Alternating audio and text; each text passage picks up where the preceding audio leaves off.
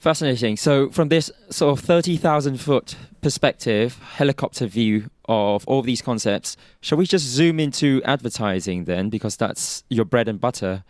So advertising industry in Vietnam, how would you characterize the different players in here? You know, you've got the clients, you've got the agencies, you've got the end customers. I'll leave it up to you.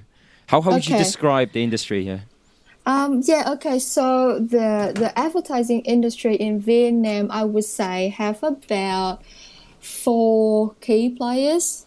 5 key players, yeah. So you have the clients, like the brand and the people who fund the whole thing. Basically, they have the products that they need to sell, and they have the money to do that. Those are the clients. And then you have the agencies. So the agencies are basically the people that, like, they're the middlemen. They have the expertise on how to best make the product more accessible to the customers. They will be the one who take the money to carry out advertising campaigns. The third component of this big picture is the customer, obviously the one that will consume the ads and as a result of that decide to purchase the product. The fourth player would be the platforms. Now this is something that's very unique to this 4.0 era that we're talking about, because these days the platforms is how we communicate with the audience. So it's not just, you know, the TV stations, it's not just the radio station, it's Facebook. Like, we have to have a relationship with Facebook headquarters. We have to come in contact with Google headquarters regularly. There are different other platforms like Zalo. Like, VNG is the company that create that platform. The platform, like they're the technology, like the engine behind all of this, and that's another key player of the advertising industry. And then the last one will be media. So media is basically the channel that spreads the information, like like news, like Zing, VN Express, TV stations, podcast channels, anything that's owned by a content creator, for example, like any show or program that can reach a large group of audience. That's the media, because that's where we will create the advertising ad set. That's how we will craft our communication message and deliver it through those media channels. So yeah, those are the 5, I would say 5. Oh, well, I kind of forgot. They also like the suppliers that we work with as well. Yeah, I was about to ask. So obviously a lot of the big agency would have certain in-house departments. Like, we have our in-house designer, animators, visualizers, producers, sort of a thing. But obviously we have to work with film crews once in a while. We have to work with production factories, like if we want to create promotion items and things like that. So yeah, those people definitely can't be without them. Yeah. And I'd imagine further down the supply chain, you get those freelancers who work for those production houses, so on and so forth. Yeah, well, the freelancers are kind of just, they're the X factor. They can work for any, like, you have freelancing writers who work for the media channels. You have the freelancing people who work for the agency. Like, a lot of agencies employ freelancing employees and things like that. But yeah, they would usually fit into one of those chains. And where do local governments or the government fit in? Are they a major player in this industry? I'd imagine so.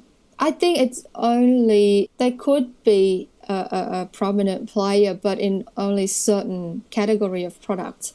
If you want to sell, I don't know, like shampoo, like they don't really care that much.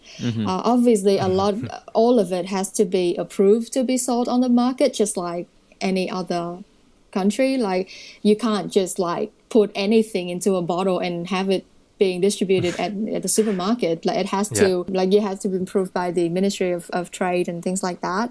But generally, if you're not selling anything too closely monitored, then they're not really a part of it. But obviously, besides like the nature of our agencies, because we work in PR, a lot of our clients are, would naturally belong to the sector that are closely monitored, like pharmaceuticals are category of product that need to be closely monitored by the government because, it affects people's health.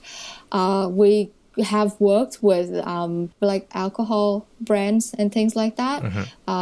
We've worked with like vaccine brands, real estate brands, things like that. So those category of products, those that are a little bit more high profile in terms of like being monitored by the government, then a lot of it needs to be approved. Like a lot more things need to be approved. A lot more things we need to be careful, and we need to make sure that that the government's like on board with every step of the way.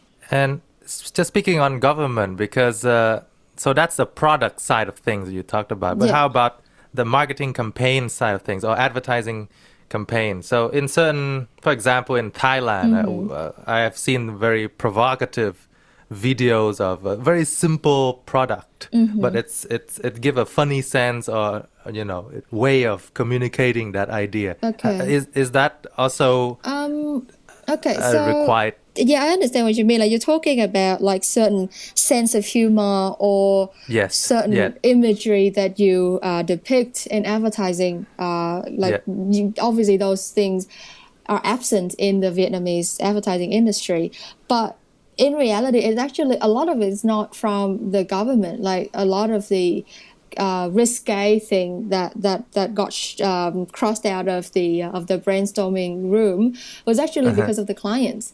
Like we've done, like we obviously during the brainstorm process, we sometimes come up with like more risque ideas. We sometimes comes up with, a little bit like more out there humor that can be a little bit more disruptive.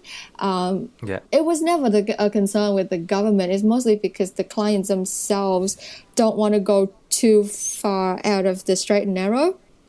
And the reason is because I think that there is a belief. Now, I can't tell you whether or not this is still accurate. I don't know if this belief is reality. But this is a belief amongst our clients, is that the Vietnamese public, they prefer brands that don't really stand out that much in that way. They think that the Vietnamese public have low tolerance for things like that. Relatively more conservative, you think? Yeah, things like that. But now, obviously, if your only windows into Vietnamese market is like TikTok, for example, you will see that it's getting a lot more out there in terms of content. But it's hard to convince the clients of this. Like they rather stay a little bit more on the safer side of things. Whereas like the cases that we have seen successfully executed. For example, I'm sure you guys know of the direct social campaign. I listened to your podcast about that. Yeah. Okay. I don't know how popular it is amongst your demographic of this podcast, but it was pretty much one of the first times that we had something that's like that out there in terms of message, like talking about safe sex and things like that is actually pretty unprecedented in Vietnamese advertising. And I mean, if you've heard the podcast, you would know that like the legal team was really worried. Like they were, but there was nothing from the government ever. Like they don't deem it too risque that they need to be involved. The only thing that we would be a bit careful about is anything that's politically charged.